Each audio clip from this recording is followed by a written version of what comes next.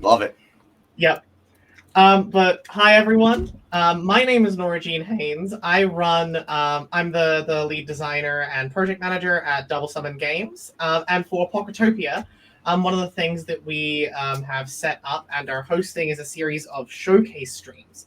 Pocketopia, if you're not already aware, is a exciting little collaboration that Backerkit, the crowdfunding platform, is doing for a bunch of tabletop games, TTRPGs, and importantly right now, card and board games that you can just pick up and play. A lot of stuff you can keep around your pocket.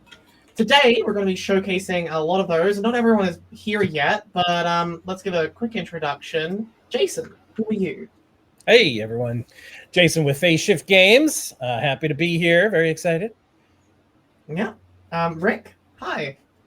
Hello, my name is Rick Kitagawa. I don't have a game company, but I'm an artist, author, coach, and game designer. And yeah, I'm going to be talking about a card building game called Cult Crafter. Brilliant. And Eric, finally for now. Hello, I am the founder of Tavern Crawl Games. We made another game called Party Wanted last year. It's like a kind of a D&D without a DM, boozy, roguelike deck builder. And today I'll be showing off Duelgeon, which is our stripped down kind of PvEVP dungeon crawler. So you loot a bunch of stuff, you kill your friends, or you harm them in other ways, and you have 3 different levels of extraction. So you'll be able to bring back gear if you choose to, while risking it. We can get to that when we get to your bit. We should get for everyone else's bit to now. There we go. Excited. But that's good. We'll be starting with Jason. I'll be jumping off of taking the front end in just a second. Any of you guys need anything, feel free to message me in the private chat. Jason, do you have your... Oh, Matt's here, actually. Let's introduce him as well. Hey. Hi, Matt. Oh, hi. Hello. Hi.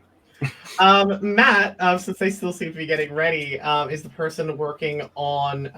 what was the exact name of your game again? I don't know. Shifted. Yes. You seem a little bit out of it. We'll give you a second.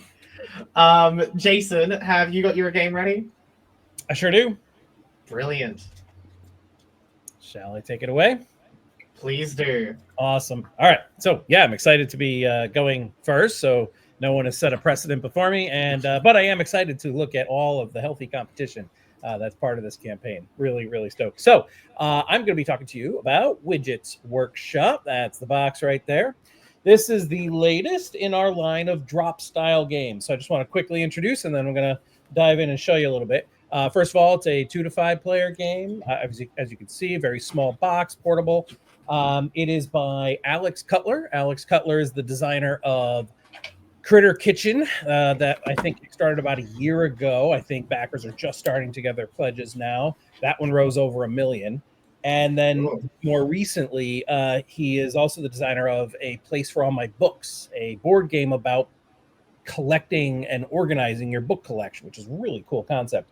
Also rose over $1 million. So clearly that means Widget's Workshop's going to raise $1 million. Backerkit. Let's go. Pocketopia, and we're going to set the bar for everyone here. $1 million. Okay, let me share my screen and we'll show you what's going on. All right, so Widget's Workshop is really 3 things. It is a drop style game. I'm going to explain what that means. That's kind of our phrase for this line that we have. It is spatial set collection. Many of you certainly have heard the phrase set collection before, but what is spatial set collection? We'll talk about that. And it is card crafting. Card crafting we certainly did not invent, but there aren't a lot of those games out there. So we're happy to kind of ride that new wave of card crafting here as well. All right, so what I'm basically doing is using a preview of my campaign page to just explain these 3 different areas. So first of all, drop style. Here's my how to play section. So we'll use these animated GIFs. So drop style is basically our way of saying that the board game involves in a core way the mechanism of dropping components on the table. Now we have 3 games in this line at this point. The first was Dungeon Drop. It was all about dropping cubes, and then you have a spatial puzzle with the cubes. Then we had Drop Drive, which is a space science fiction themed game, and you're dropping components that represent planets and pirates and space junk and asteroids and all these cool things. Here in Widget's workshop, we're dropping cards that represent parts in the workshop. And we're going to be pulling from this pile of parts in the center of the table to create these really cool robots and golems. That's what Widget's workshop is all about. So the notion of dropping stuff and it creates this spatial puzzle, that's central to these drop style games. Not only for setup that it's easy to just drop stuff on the table and get going, but also dropping is a continual mechanism in the game that's reused in different ways in all three games.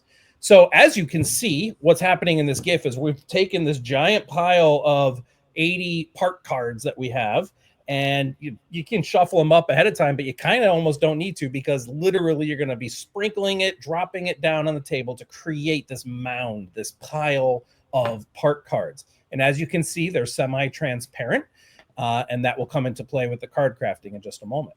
All right, so now that we've dropped these cards, what's happening? So this, on your turn, what you're really doing is drafting from that pile of cards. And the way that you draft is use one finger only, and you're going to see some of the cards are partially hidden, some you can see, some are face down, and you can't see anything other than that it's a card that's face down.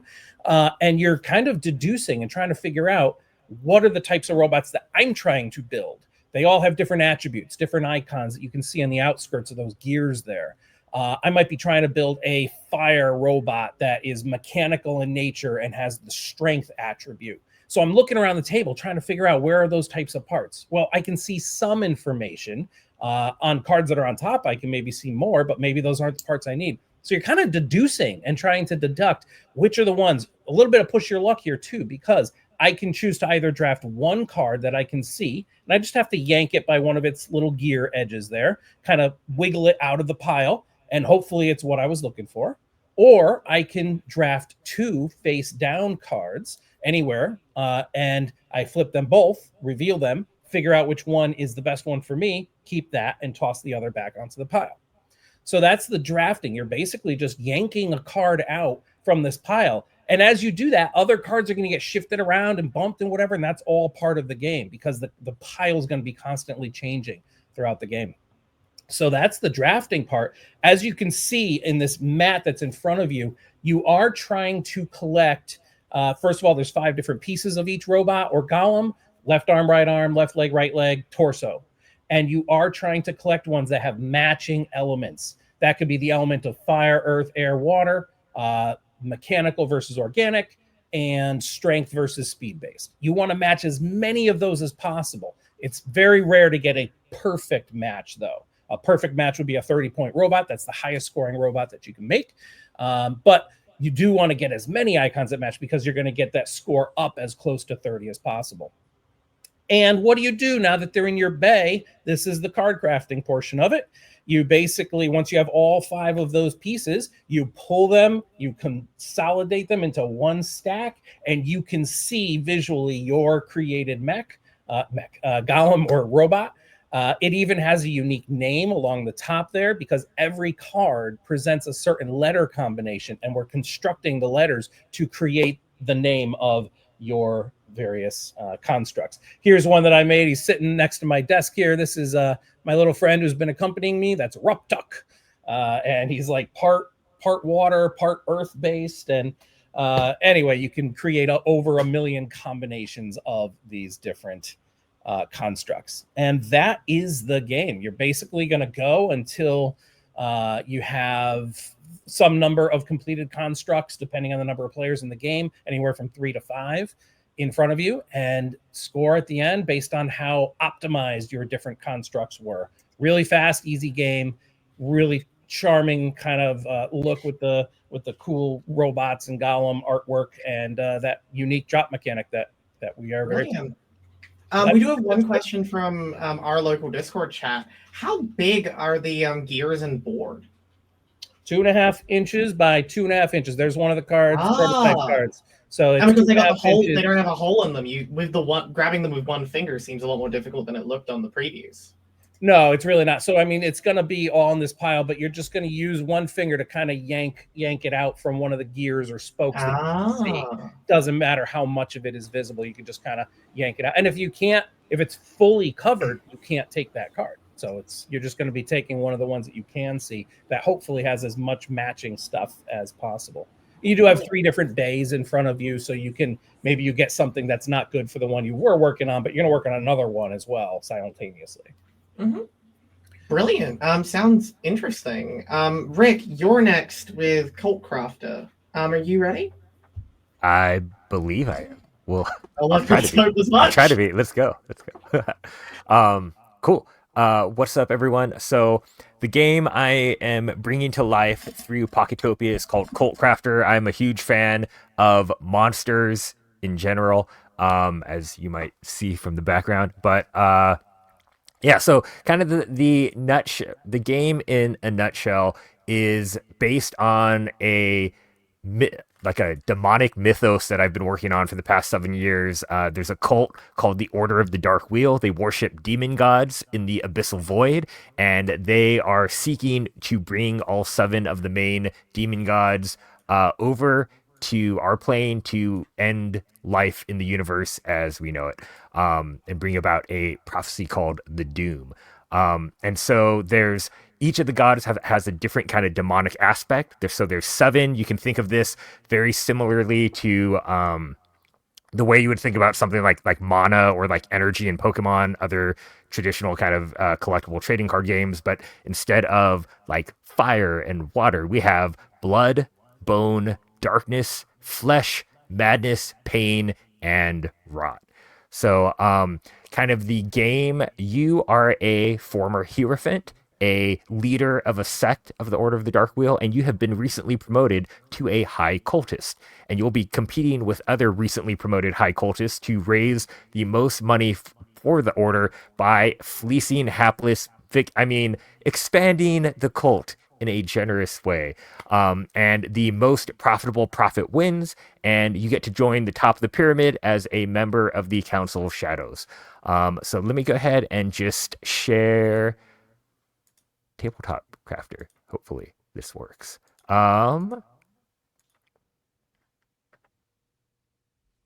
There we go. So this is the basic game. There's technically 4 different types of cards. There are, you can tell I don't do tabletop very often. Sorry. We have the cultist deck, which is filled with cultists. We have a god deck, which has demon gods in it.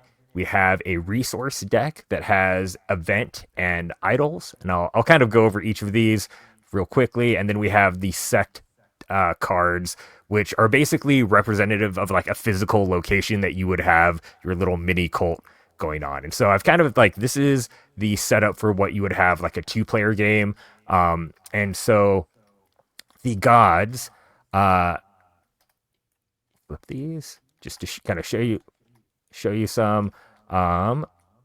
Each one has little kind of alignment sigils to let you know kind of what type of god it is. And most of the gods are basically, they're kind of like universal to you buffs and also nerfs. So you get extra tribute for having cultists in your cult that align with the god, and then if you have ones in the opposing alignments, then you lose tribute. And so there's kind of mono alignment gods like Carrion over here, and they get 3 tribute for every rot cultist you have in play, but you lose 1 tribute for every pain or blood cultist you have in play.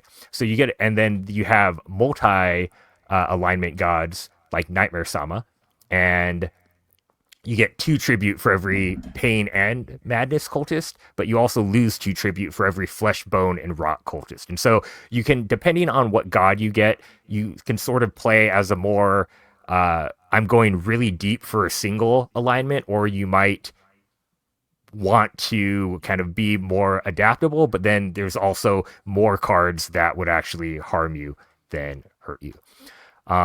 So those are the gods. The resources, you have event cards. So there's something like these basically affect the game. So it would be something like assassination. You kill you choose a cultist to sacrifice from the game. Or there's idols, like Instrument of Pain, which they're basically permanents that are helpful to you. And so this one, gain 5 tribute for every 3 pain cultists. And so the tribute is the in-game currency. You're basically trying to match cultists with your god with idols, and you're using the event cards to move things around, because without event cards, once you play something, it's generally in play. So with that, the cultists, so right now they all have kind of this basic standard cult person. But the thing that I'm doing with this campaign is, so there are 42 unique cultists, and then there's some other kind of standardized ones. But out of the 42, I'm opening up a pledge level called Become a Cultist, that if you want to back at that level, you can actually submit your portrait, give me the name, and you get to actually have your name and portrait illustrated in the style of the game, put into the game, and go into manufacture. So if you've ever felt the need to be part of a cult game, this is your best opportunity. But each cultist card, let me draw one over here.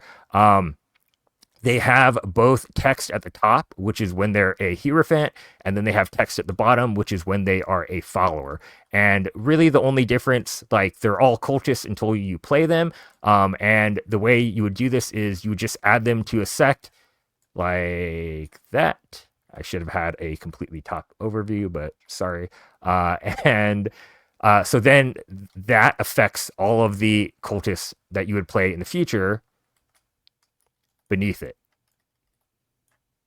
And I'm not great at this, but so now we have a cultist and a follower. You have 3 different sects to use, and you can see each one has a different limit to the number of cultists you've got. You have one Hierophant for each one, and you have 2, 3, and 4 follower slots. And so really you are going through the game. You start the game with a god, 2 resources cards, 3 cultists. You have a hand limit of 6, and each turn you basically get to either draw 2 from the cultist deck, or draw 2 from the resource deck, or draw a single god, or you get to draft a single cultist, or you get to draft a single resource. And so you're really just it's resource management in terms of how much stuff you can do. You can only make one of those draw actions, and then you get to either play a resource card like an event or an idol, play a cultist, or you could play a god. If you already have a god in play, you actually have to sacrifice a cultist to replace your god. So, you kind of are playing around what you get from the start, but there's opportunities to change things up depending on what idols you have. So I feel like this is a really simple game of just like you're drawing cards, you're playing them, but the complexity comes with how you're deciding to play. If you're playing more aggressively to try to screw up your opponent's game, you can do that and really dig through the resource cards. If you want to just go through the cult deck, that's usually kind of the main draw action, is getting more cultists, but there's also cultists in the cult deck that will punish you and you have to play them immediately. There's like traitor cards in some ways.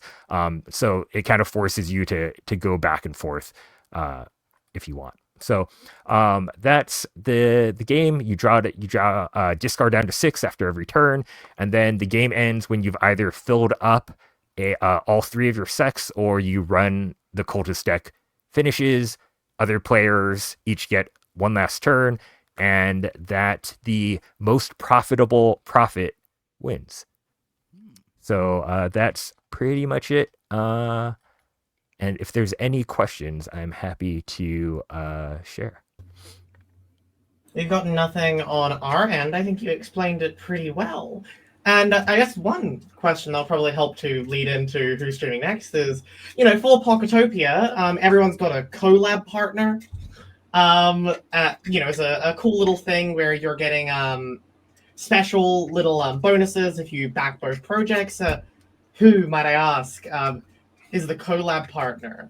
I love that is an amazing question, Origin. My collab partner is Terror Box Co. and bringing a game called Shifted. And if you back both of our projects, you will get a Shifted card that I've illustrated, and you will get a Cult Crafter card that Matt has illustrated. Oh, So I will pass the mic over. Extremely shocking. I know. Matt, are you ready to present? Yeah. Can you hear me? Yeah, a little bit. I can boost your mic on. So yeah, you're a little quiet. Yeah, let me just boost it for you on. Boost my our mic? end. Oh, there you better? go. No, yeah. There you are. I have like a audio interface. All right. There we go. Cool. All right. I'm gonna do this a little different because I didn't learn tabletop. So let's present.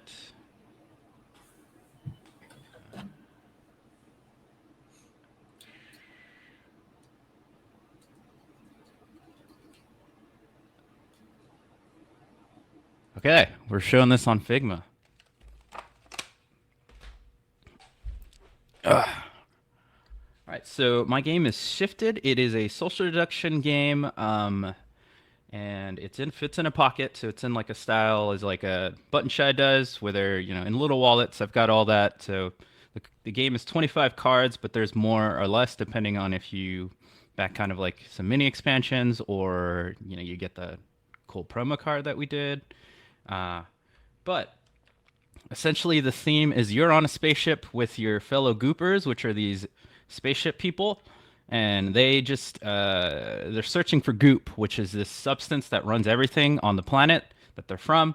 But due to capitalism, they've used up all the goop, and now they just send out people to go find more goop. Pretty much the idea is that like most people just die in space and it's not really ever found, but they don't care. But anyway, in here, so you're basically trying to just do tasks around the ship, like for this, like fixing a glitch, or I have different things. I haven't had the art on there, but it'd be like, oh, you're just like mopping the floor or something.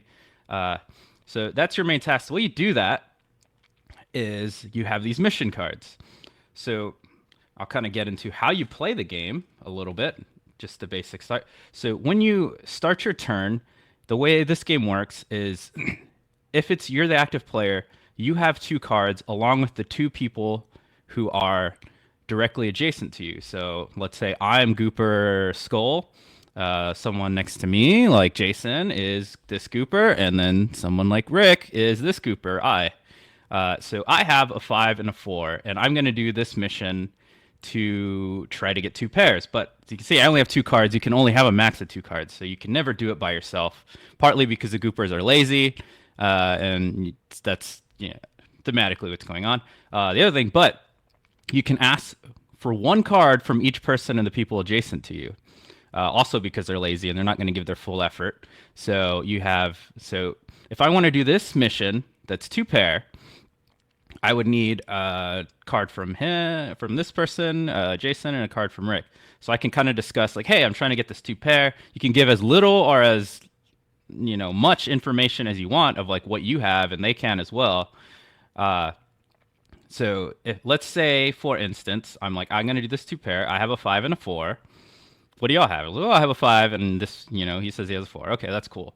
So if they're going to help me, I say, okay, could I have your 4 and could I have your 5? So Jason decides he's going to give me the 5, and Rick decides he is going to give me the 4. So before I look at them, I have to shuffle them all up and then present them, flip them over, so I don't know like what came from where. And I do that, and if I do that, then I complete the mission. And that is how so if you complete the mission, you get this mission card, and that is how you get a point as a Gooper. So as any social deduction game, you have more than just being a Gooper. Like Gooper is, if you've played Werewolf, you're kind of just like a villager. You don't really do, you're just the basic status quo. Well, let's keep it like they're both Goopers. And let's just say that Rick, for instance, doesn't trust me. he thinks that I'm something else, which I haven't introduced yet, but I could be something else in the game. Let's say a void, which is basically he's a gooper, but he's pretty much nihilistic and he's an anarchist. So he just tries to ruin missions. So his goal, instead of completing mission, is trying to fail missions. And even though I'm a gooper, Rick doesn't think that I'm who I say I am. So Rick says, hey, I'm not going to give you the 4. So if I have 2 cards and I can only get 1 from Jason, then I'm going to have to pull from the deck. So when you do that, it obviously can be anything. Because this is face down and you're just pulling from the top of the card. So you risk, so you could either try convincing them like, hey, you know, I am one of you, or sometimes you just have to pull from the deck because maybe you don't even trust the person. Like, I don't trust that you're who you say you are, so you're going to give me the wrong card. So you pull from the deck. I pulled a 2, I got the 5. Well, I failed. I did not complete this. And that is how a void gets points. And void, kind of he's on his own team, but then there is another team, and that is the shift. So the shift is kind of the most interesting player, I think. The shift is a shape-shifting alien, so this isn't really like what it looks like. It just kind of like the things it kills, it can morph into that. But for this game, the shift is trying to shift other players. So within thematically in the game, the shift doesn't look like this. It looks like any other gooper. So it's kind of like blending in. So let's kind of switch things up and add a shift here. And let's kind of change these cards out. So this is what the shift has. And the way you shift is, if you notice, some of these cards have what I call touched cards. And that's these. You can see it by the little star. And on the cards, there's like a bigger star on there as well. So the way the shift mechanic works is if you play one in your hand, let's say I have this as my hand. If one card is a touched card, it is safe. So nothing extraordinary happens. If 2 cards are that, then you shift. And that means you have become one with the shift and you are effectively annihilated from the game. In my game, you are a ghost, so you could still discuss and stuff. You're not like werewolf. Now you got to kick back and you can't talk or anything. But you no longer will play hands. So maybe you still have information as a ghost, but you're effectively no longer playing hands. But if you are in a goop, you could still win. But anyway, so that's 2. If you have 3 of these, so this is where like there's a little bit of push and play. If you have 3 of these, then that is also safe because you're getting a little too cocky.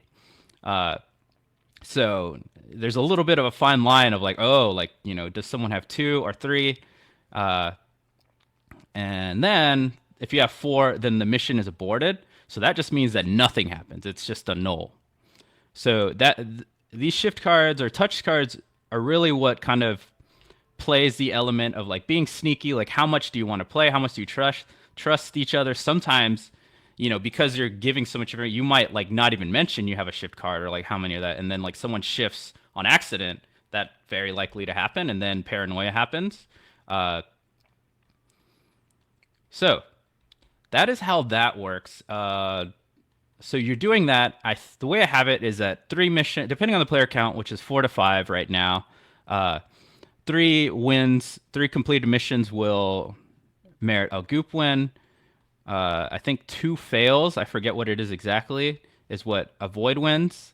And then 3, depending on how many players it is, having more people shifted on the team is how the shift player wins. And so you kind of do that. You go around, like I said, you play and you figure out. So there's a little bit of like a basic, like you probably know how to play poker. If not, you'll have the hands on the player aid. So you have like, it's very like simple to get in. And as understanding like how to play cards, you know, you can only get, you know, 2 from people next to you. And you also have that engagement of there's always going to be 3 people kind of playing a hand and discussing. And then there's also the kind of thing that throws a little wrench in some of these plans is there's special cards as well. So we have a 1, which acts as both a shift card and a touch card and a not touch card. So if you have this, you can play it as either. Right now, there's no art on it, but there will be something that represents that it is both, and it can be used for both. So depending on how many are in there or what role you are, maybe why you use this a different way. There's a shifted card, which this one you just immediately shift. Well, that sucks, right? But the aborted card trumps a shift. So if you have a shift card, but you also have an aborted card, that would actually stop you from shifting. But generally speaking, if you shift either this way or this way, you will be shifted unless you abort, which trumps shift. And all of this is on the player aid, so you'll have that available to you. And then a joker is just like a standard joker. Again, this doesn't have art yet because I'm still working on it, but this can be any suit or any number. And in the game, there's 2 suits. There's the Delta suit, and then there's the Spiral suit. Anyway, I can open up some questions. I know I probably missed a lot of stuff, but that's a general overview of the game. Fantastic. The only question we got on our end is, so you've only got 2 suits. Is it otherwise the same as a standard playing card deck? Could you use another playing card deck to fill this in if you went suit to suit? So the way the statistics work on this, so having 2 through 5, you could use. The only thing is you'd probably have to mark them to like mark what shift cards or whatever. But it's 2 through 6. I mean, of each suit. And then one of the suits has 2 shift cards or touch cards, and one of them has 3. Which makes you think I should just call these shift cards because I keep saying that. I just don't want to say that too much. I'm working on names. But yeah, you'd really have to use this. But I mean, who would want to miss out on the wonderful art on my poker cards?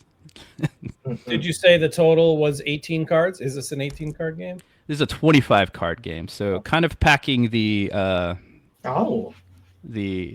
But actually, other people who have doing, I think the Western Legends has like one, and there's 27 cards, and I think that's like about the max you can fit in a wallet.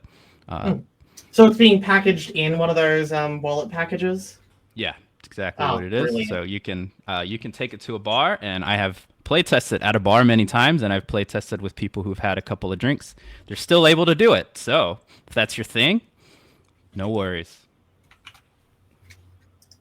Brilliant. Then I suppose the next thing is just Eric, are you ready? Certainly. Brilliant. All right. Sorry. Hi, everybody. I'm Eric. I'm the creator of Tavern Crawl Games, founder here. We are going to be discussing Duelgeon here. We got a nice little, mostly pocket size. We might be a little bigger than this with some space for minis. We're not sure yet. But the basic premise is a extraction style board game. So let me pull this up for you here. All right. Should have that. So you're going to select one of our 4 adventures here, right?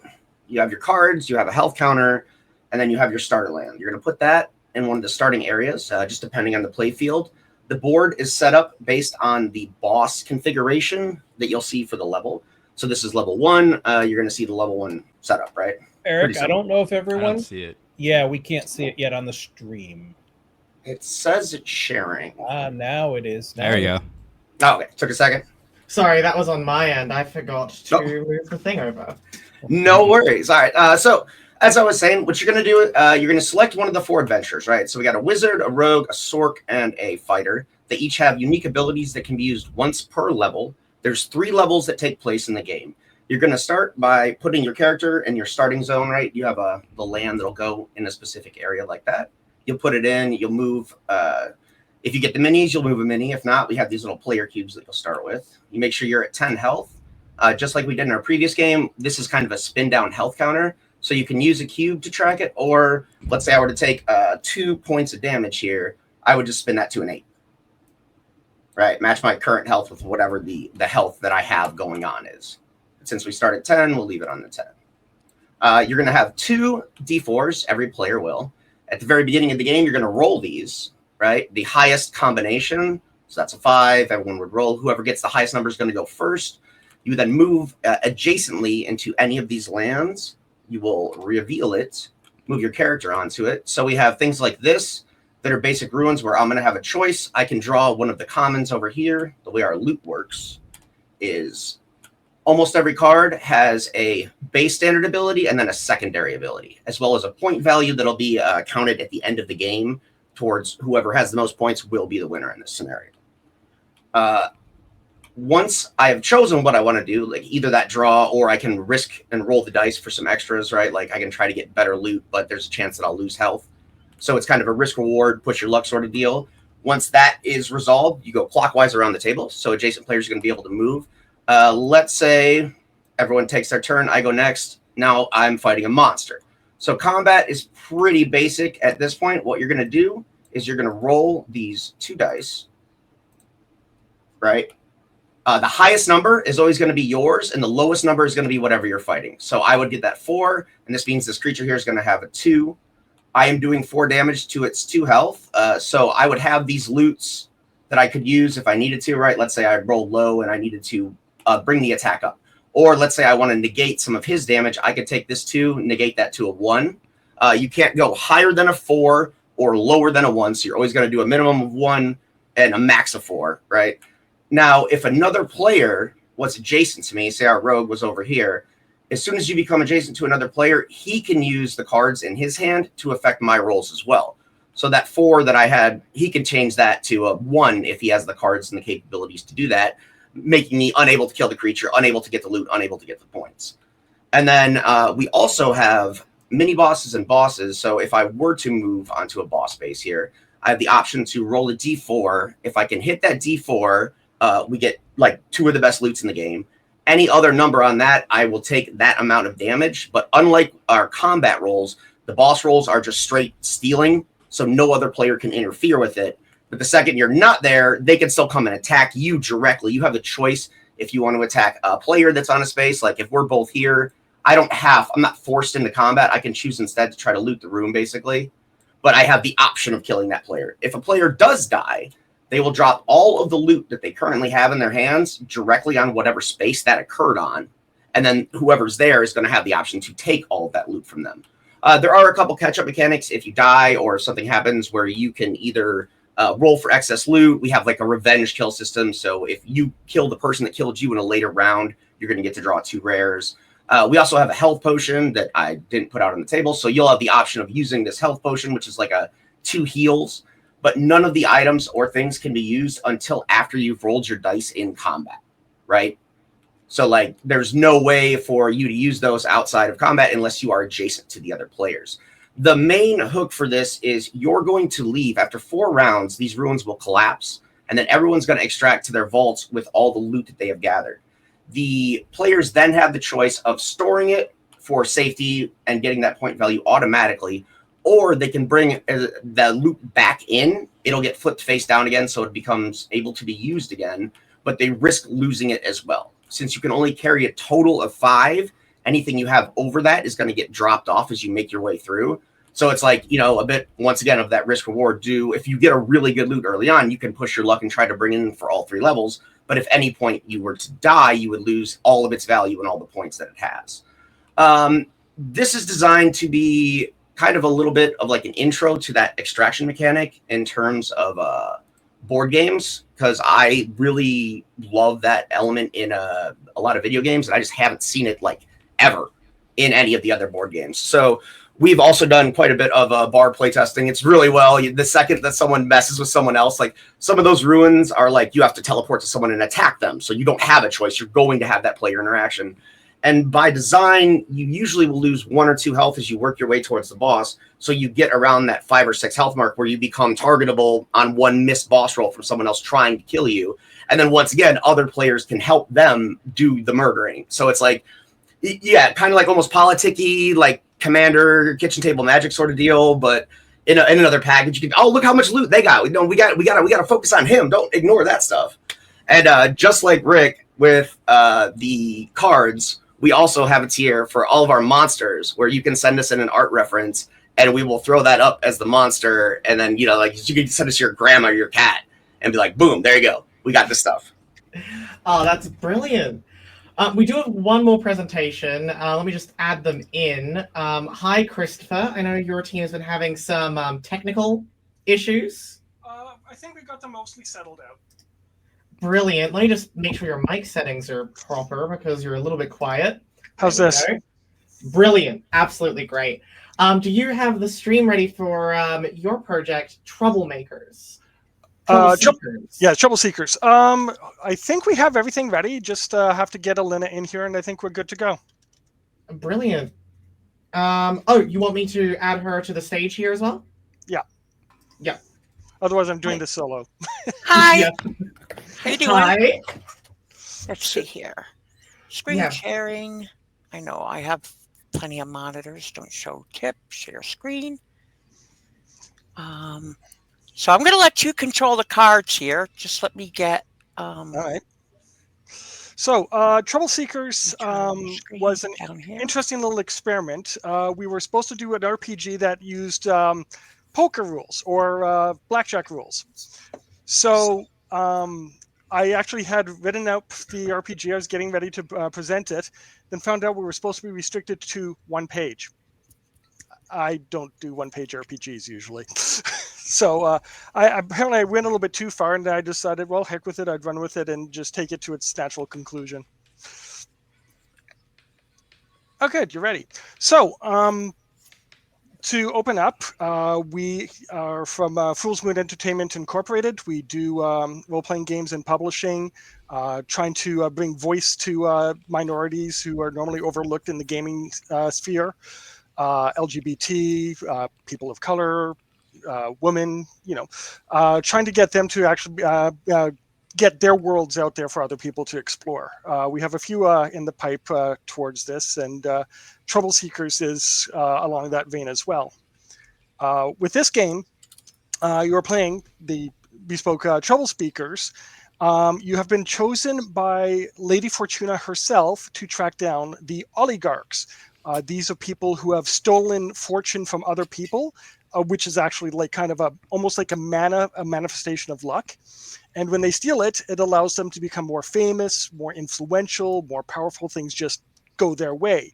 And these people are basically acting as parasites on society. Whenever they steal from somebody, that person has fortune go against them. They wind up becoming destitute, depressed.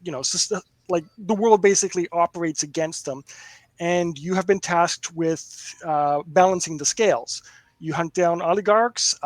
They have minions called exarchs, where they give a portion of their power to act as bodyguards, chauffeurs, hitmen, whatever. And once you've taken the fortune back, you can give it to the people who need it the most. It's very much a kind of a rise up against those who would abuse the system kind of setting. To do this, Dame Fortuna gives each Troubleseeker a deck of cards. These cards are kind of enchanted, and as you progress, you can learn different tricks like them. You can throw them as weapons. You can have them fly around you as shields. They can protect you against emotional manipulation or physical harm, and you can use them to communicate with each other. There's a whole bunch of different kind of tricks and abilities that you can pull off of these. And most of the gameplay is expected to be done as a heist, because I mean, in society, if somebody goes running into a guy's estate with intent to harm, all blatant and everything like that, the law is going to work against them, and society is going to work against them, and things like that. So you kind of have to set up how you're going to try to expose the oligarch, get him isolated, then deal with him. And dealing with him is called a duel of fate, where you're pitting your fortune against their fortune, and that clash starts kind of bending the world around you. Reality kind of starts to warp, impossible things start to happen, and it just kind of expands into what's called a maelstrom until one or the other falls. Any questions? I can come in. The main thing that comes to mind is this reminds me a lot of the I don't remember what it was. I think it was a Monty Cook game of a very similar premise. Something where words to the devil or something like that. What would you say your inspirations are here? It seems that I was under the impression that this is more of a card and board game. This is more of a TTRPG. This is an RPG that uses a deck of cards instead of dice. Yes. Yes. Okay.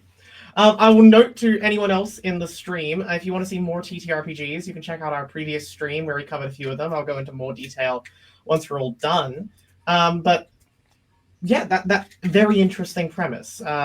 Is there anything, what makes your game more unique, I should say, that stands out aside from just the premise alone and the card game mechanic?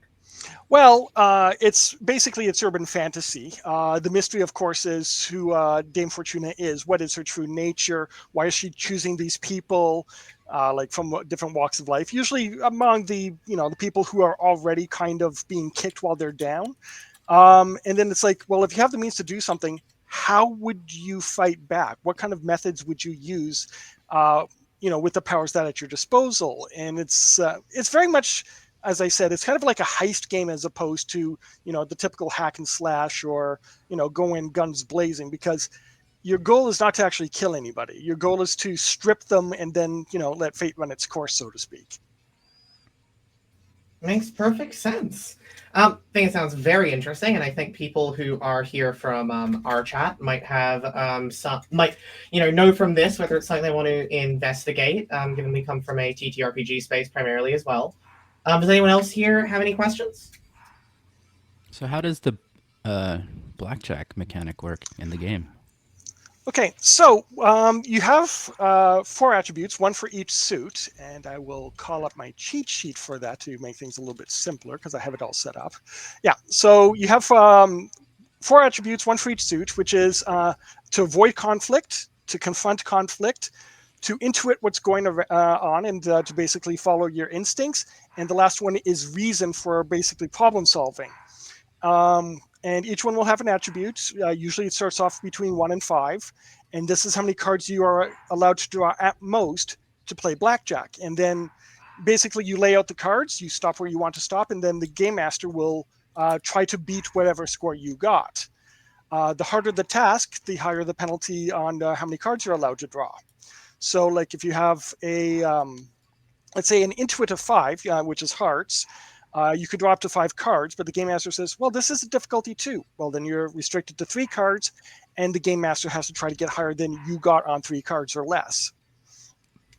And you have certain innate abilities which allow you to tweak this. Like if you are familiar with blackjack, you could do things like splits or doubles to try to increase your odds of success. And when you're fighting an oligarch, they have kind of a counter to this. So it's kind of a back and forth to see who can get the best hand. Brilliant. Makes perfect sense. I'm going to move us back to this screen over here. Thank you everyone for coming and presenting your games. If anyone here in the chat or watching this video as a VOD is interested in seeing more TTRPGs, we have our previous stream where we covered Myths and Monsters, a Caribbean-themed, a more traditional TTRPG covering Caribbean-themed mythology. I love that. It's brilliant. It was very interesting. With very isekai theme to a lot of its mechanics. Definitely take a look. Plaguebound, which was another more traditional TTRPG in your simplified Dungeons and Dragons-like lens with a more grimdark theme.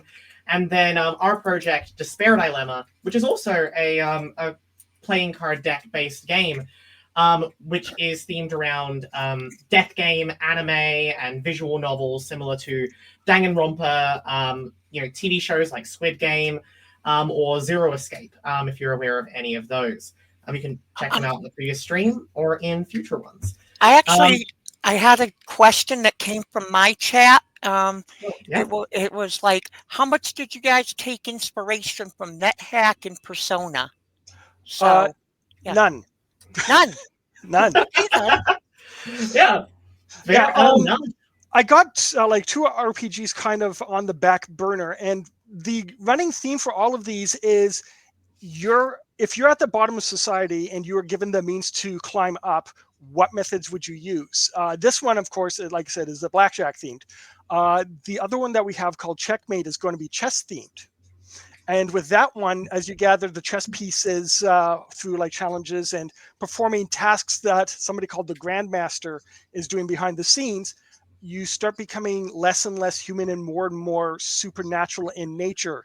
Like your strength goes higher than any human could ever hope for. Your speed Are you goes higher. playing chess while you're doing it? No, Or- no, thankfully not. That one is a dice game. No, but that sounds so interesting, though. The idea of like, your classic grid-based tactical game, but everyone is playing as 1 to 3 chess pieces. Yeah.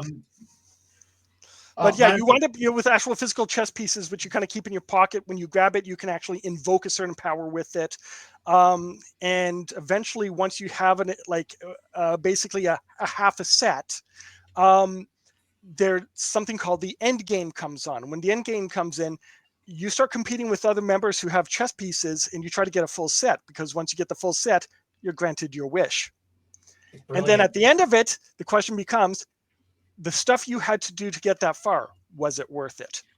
A little bit biased by what I've been having to, the research I've been doing for my projects reminds me a lot of Alice in Borderland. I've heard of that.